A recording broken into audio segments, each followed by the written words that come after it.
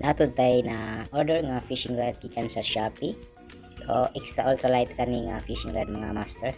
Ang pangalan ani niya is Nifine extra ultralight fishing rod.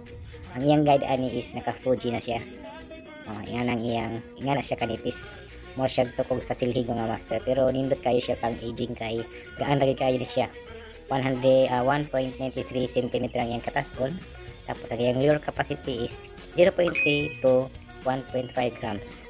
Goods tigid niya siya pang aging and shore casting. Kasi maghapon pa kadigid kaluyaw na ni mga master.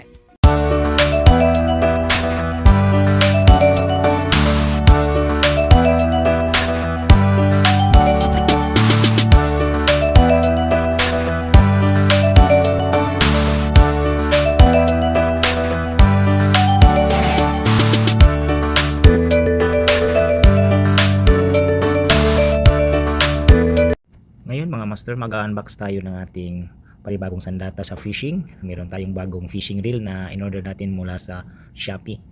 Ang ultralight lang ito na setup mga master. Ang fishing reel na to ay 1000 series. Ang kanyang presyo ay mahigit 1,200 pesos. Kasama na dun yung shipping fee niya o Azura, yung kanyang brand name. Azura fishing reel.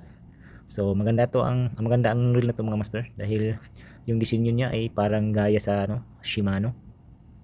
Yung Shimano na Stradic. Yun yung disenyo niya. At saka yung kanyang body ay metal talaga. Solid. Pang laban to sa mga malalaking mamaw. Kayang humila nito ng mga malalaking mamaw na mga isda mga master. Yung kanyang handle, pwede nyo siyang ilipat sa kanan or sa kaliwa. Basta maganda siya mga master. Smooth yung kanyang yung mag-reel ka o yun, pag ni-reel mo yan, napaka smooth, walang sound, wala kang maririnig na mga annoying sound.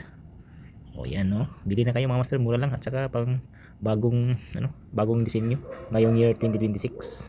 Kahit walang huli, basta kay maganda yung setup natin, panalo na rin. O yan o di ba, sulit yung 1,200 yun mga master, para rin siyang branded na fishing reel.